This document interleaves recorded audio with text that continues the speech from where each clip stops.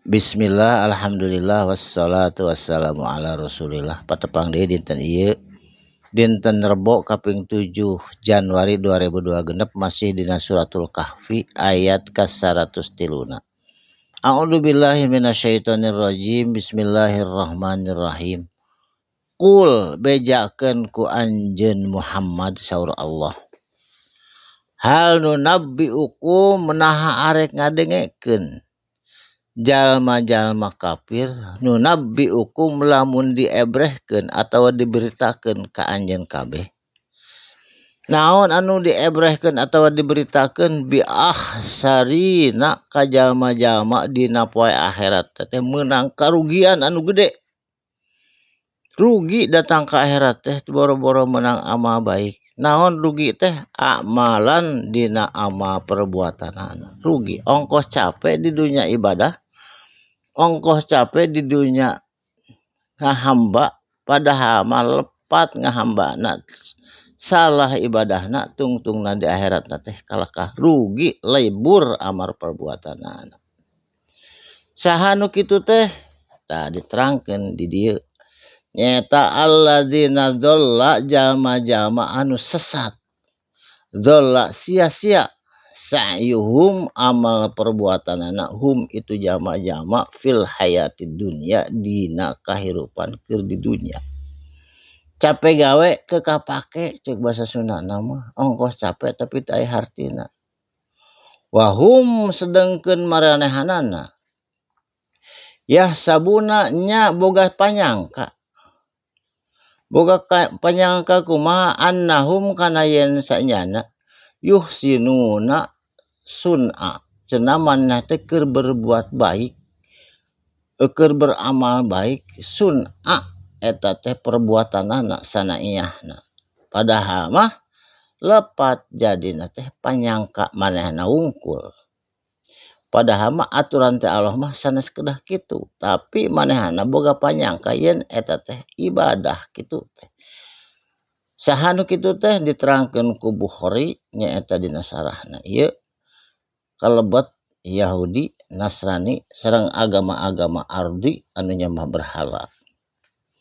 Tah eta teh boga panyangka yen Yesus eta teh cenah Allah anu bakal nulungan di akhirat. Moal bohong.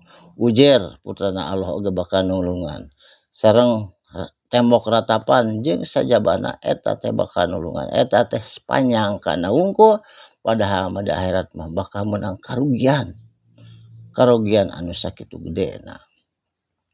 Tah, ulaika anu disebutan tadi eta teh alladzina kafaru jalma-jalma kafir sabenerna mah. Kafir kana naon bi ayati kana ayat-ayat Allah, ayat nu tertulis, ayat nu tercipta. Kafir teu percaya. Rabbihim eta teh ayat-ayat pangeran marahanena waliqaihi jeung manehna teu percaya bahwa bakal aya perjumpaan sareng Allah ngahisab di yaumil akhirah. Nu kitu teh jalma-jalma kafir teh nyaeta pahabitot a'maluhum dilebur dihancurkeun amal perbuatanana hum itu jalma-jalma. Jadi teu aya hartina menang capek teh capek gawe teu kapake. Di bejaan teu percaya gitu. Saterasna. Pala nukimu jeung mangkah teu ngadegkeun kami saur Allah. Lahum pikeun itu jalma-jalma kafir yaumal kiamah dina poe kiamah wazna nyaeta timbangan. Teu aya moal ditimbang, pokona mah nu ditimbang teh nu muslim, nu Islam, anu loba dosana tapi iman, tapi Islam. Ari kitu mah nu kafir da teu ditimbang. Nyaeta yaumal kiamah wazna teu bakal ditangtungkeun eta timbangan. Gebruskeun langsung rek ditimbang naonna pan dilebur amal perbuatan lagi.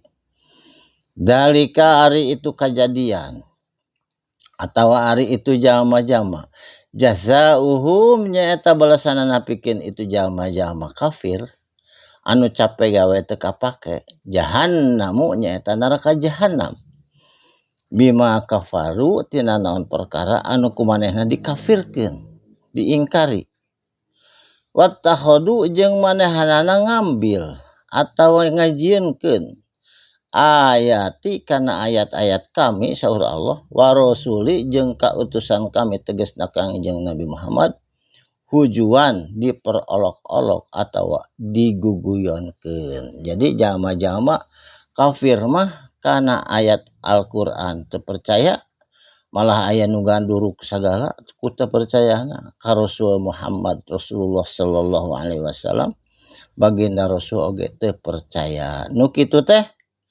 nyaeta engke di akhiratna teh hujuan.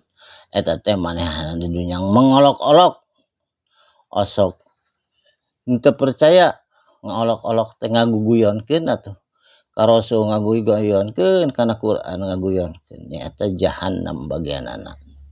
Mudah-mudahan urang sadayana mah kahade ulah ngaguguyonkeun kana Al-Qur'an ulah ngaheureuikeun kana tulisan Al-Qur'an sok komo diheureuikeun mah kedah percanten Kangjeng Nabi Muhammad teh Rasulullah sallallahu alaihi wasallam.